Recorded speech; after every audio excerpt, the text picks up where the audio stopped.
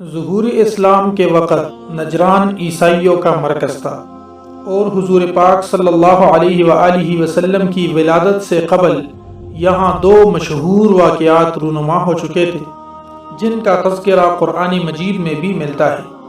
ایک خانہ کعبہ کو ڈھانے کے ارادے سے آنے والا ابرہہ کا لشکر اور دوسرا اصحاب اخدود کا واقعہ۔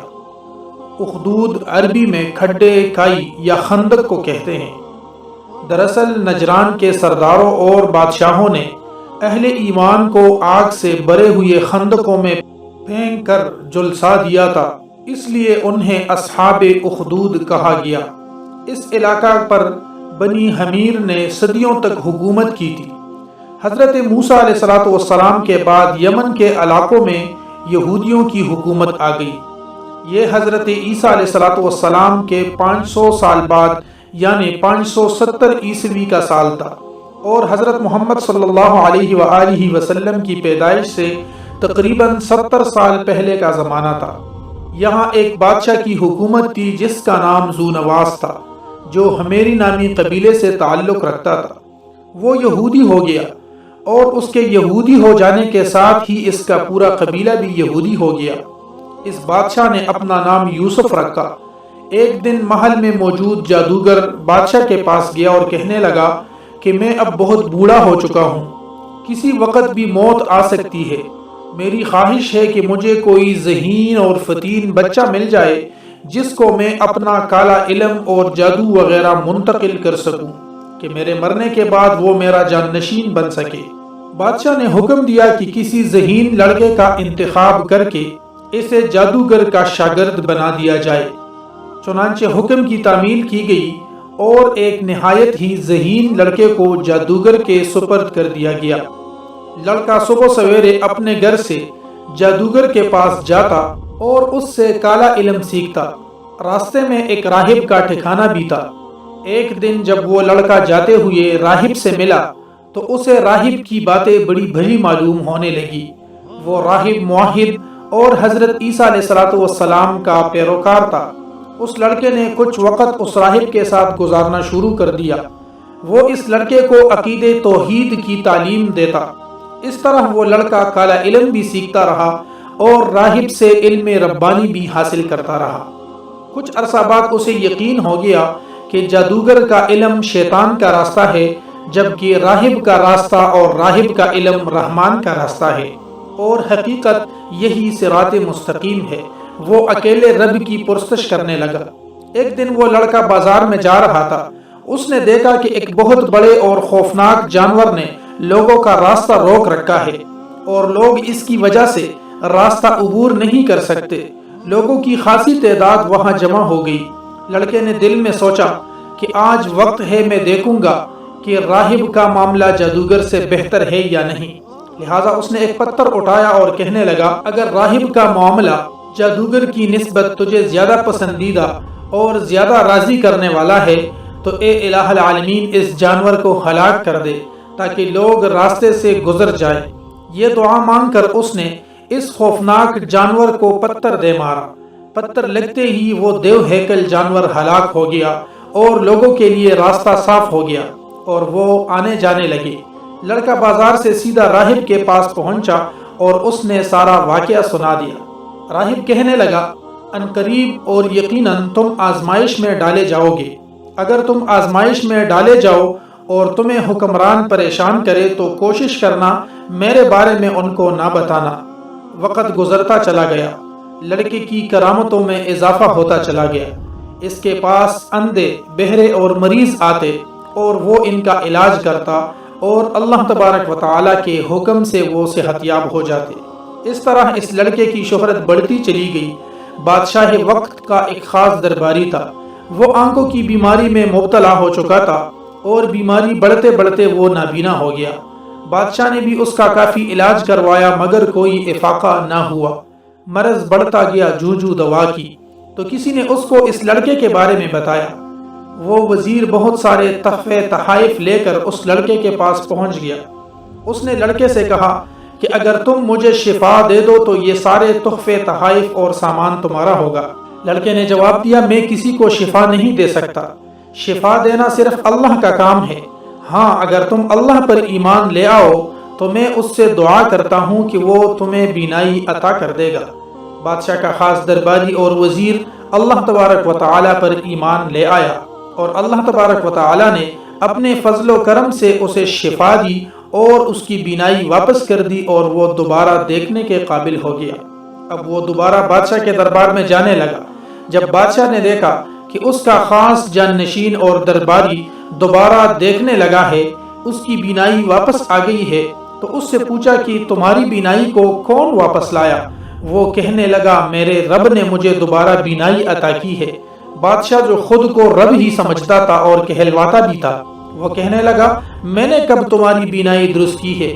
اس نے جواب دیا بادشاہ سلامت، آپ نے نہیں بلکہ میری نظر اس رب نے درست کی ہے جو میرا بھی رب ہے اور آپ کا بھی رب ہے۔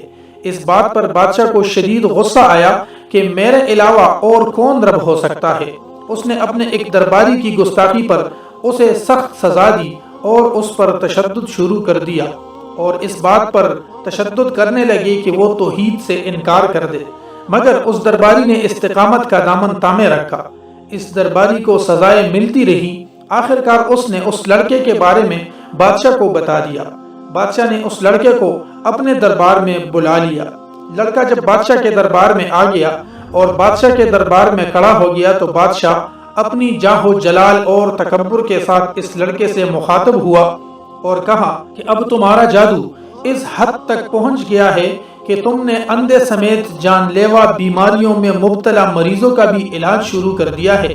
لڑکے نے بادشاہ کو جواب دیا میں کسی کو شفا نہیں دیتا، شفا دینا صرف اللہ کا کام ہے۔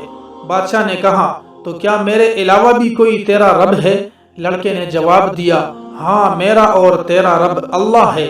بادشاہ نے لڑکے کو اندھیری کوٹڑی میں ڈال دیا اور اس سے تحقیق کی کہ اسے توحید کا درس کس نے سکھایا۔ لڑکے نے مجبوراً راہب کے بارے میں بتا دیا۔ کچھ دیر میں بادشاہ کے کارندے راہب کو دربار میں پکڑ کر لا چکے تھے۔ بادشاہ نے اس کو توحید کے انکار کا حکم دیا۔ راہب نے بادشاہ کو صاف صاف جواب دے دیا کہ وہ توحید سے کسی بھی صورت ہٹنے کے لیے تیار نہیں، وہ صرف تنہا اور یکتا اللہ کی عبادت کرتا ہے۔ بادشاہ نے حکم دیا کہ اس راہب کو آرے سے چیر دیا جائے، لہٰذا اس کے 2 ٹکڑے کر دیے گئے۔ اب بادشاہ نے لڑکے کو دین سے پھر جانے کا حکم دیا تو لڑکے نے بھی صاف انکار کر دیا۔ بادشاہ کو سخت طیش آیا۔ اس نے اپنے سپاہیوں کے حوالے کرتے ہوئے حکم دیا کہ اس کو پہاڑ کی چوٹی پر لے جاؤ اور وہاں سے اس کو نیچے گرا دو تاکہ تمام لوگوں کے لیے یہ نشان عبرت بن جائے، لیکن وہاں لے جا کر اس سے پوچھنا کہ یہ اپنے دین کو چھوڑتا ہے یا نہیں۔ اگر انکار کرے تو پہاڑ سے نیچے گرا دینا، اور اگر دین کو چھوڑتا ہے تو پھر معاف کر دینا۔ چوٹی پر پہنچ کر لڑکے نے اللہ سے دعا کی اے اللہ تو جس طریقے سے چاہے مجھے ان سے بچا لے۔ دعا کرنے کی دیر تھی کہ پہاڑ لرزنا شروع ہو گیا اور سب کے سب سپاہی پہاڑ سے نیچے گر کر ہلاک ہو گئے، جبکہ لڑکا صحیح سلامت بادشاہ کے دربار میں واپس آ گیا۔ بادشاہ نے حیران ہو کر پوچھا تو کیسے بچ گیا؟ اور جنہیں میں نے تجھے پہاڑی سے گرانے کے لیے بھیجا تھا کیا انہوں نے تجھے گرایا نہیں؟ لڑکے نے جواب دیا کہ ان کے مقابلے میں اللہ میرے لیے کافی ہو گیا۔ اب بادشاہ نے حکم دیا کہ اسے سمندر میں پھینک دیا جائے۔ جب لڑکا سمندر پر پہنچا تو پھر وہی دعا کی کہ اے اللہ تو جس طریقے سے بھی چاہے مجھے ان سے بچا لے، لہٰذا وہ سارے سپاہی خود بخود اسی سمندر میں غرق ہو گئے۔ لڑکا پھر سے بادشاہ کے دربار میں پہنچا اور کہا اللہ میرے لیے کافی ہے۔ لڑکے نے بادشاہ سے کہا کہ تم مجھے اس وقت تک قتل نہیں کر سکتے جب تک تم یہ کام نہ کر لو جس کا میں تجھے حکم دوں۔ اگر تم نے وہ کام کر لیا تو تم مجھے قتل کر سکتے ہو، ورنہ نہیں کر سکتے۔ بادشاہ نے پوچھا وہ کیا کام ہے؟ لڑکے نے کہا سب لوگوں کو ایک کھلے میدان میں جمع کرو، پھر مجھے ایک درخت کے تنے کے ساتھ لٹکا دو اور میرے ہی ترکش سے ایک تیر نکال لے اور پھر یہ پڑھے کہ لڑکے کے رب اللہ کے نام سے، تو تب تم مجھے قتل کر سکو گے ورنہ نہیں کر سکو گے۔ بادشاہ نے لوگوں کو جمع کیا۔ جب سارے لوگ جمع ہو گئے تو لڑکے کو درخت پر لٹکایا اور تیر سے جب مارنے لگے تو اس طرح کہا کہ بسم اللہ رب حاضل غلام۔ بادشاہ نے جیسے یہ کلمہ پڑھا اور تیر کمان سے پھینکا تو اللہ تبارک و تعالیٰ کے حکم سے وہ لڑکے کی گردن پر جا لگا۔ لڑکے نے اپنا ہاتھ اس جگہ رکھا جہاں تیر لگا تھا اور پھر اس کی روح پرواز کر گئی۔ جب لوگوں نے یہ منظر دیکھا کہ اس شخص کو، اس لڑکے کو کوئی قتل نہیں کر سکتا تھا جب تک یہ کلمہ نہ پڑھا گیا، تو وہ سمجھ گئے کہ اس لڑکے کا دین سچا ہے۔ وہ بے ساختہ پکار اٹھے، ہم اس لڑکے کے رب پر ایمان لے آئے ہیں۔ بادشاہ نے اپنے حواریوں سے کہا، دیکھ لو، جس کا ڈر تھا وہی ہوا، اب تو سب لوگ اللہ پر ایمان لے آئے ہیں۔ بادشاہ نے حکم دیا کہ گلیوں کے دہانوں پر خندقیں کھودی جائیں، ان میں آگ جلا دی جائے۔ بادشاہ نے کہا، جو اپنے نئے دین سے باز آ جائے تو اسے چھوڑ دو، ورنہ اسے آگ میں پھینک دو۔ جب لوگوں نے یہ دیکھا تو لوگ دوڑتے ہوئے ایک دوسرے سے آگے بڑھ کر توحید پرست ہو کر ان خندقوں میں چھلانگیں لگانا شروع کر دی۔ ایک عورت اپنے شیرخوار بچے کے ساتھ آئی، وہ آگ میں چھلانگ لگانے سے جھجکی کی تو بچہ بول اٹھا، ماں صبر کر، تو یقیناً حق پر ہے۔ یہ کہہ کر اس عورت نے بھی آگ میں چھلانگ لگا دی۔ نجران کے واقعہ میں ایک شخص کسی طرح جان بچا کر بھاگ نکلا اور شام میں مقیم قیصر روم کے دربار میں پہنچ کر نجران کے حادثے کی پوری داستان سنا دی۔ قیصر روم نے فوراً حبشہ کے بادشاہ نجاشی کو لکھا کہ وہ اس ظلم کا انتقام لے۔ حبشہ کے 70,000 فوج اربات نامی ایک جنرل کی قیادت میں یمن پر حملہ آور ہوئے۔ ذو نواس مارا گیا، یہودی حکومت کا خاتمہ ہو گیا اور یمن حبشہ کی عیسائی سلطنت کا ایک حصہ بن گیا۔ اصحاب اخدود کا واقعہ سورۃ البروج میں بیان ہوا ہے۔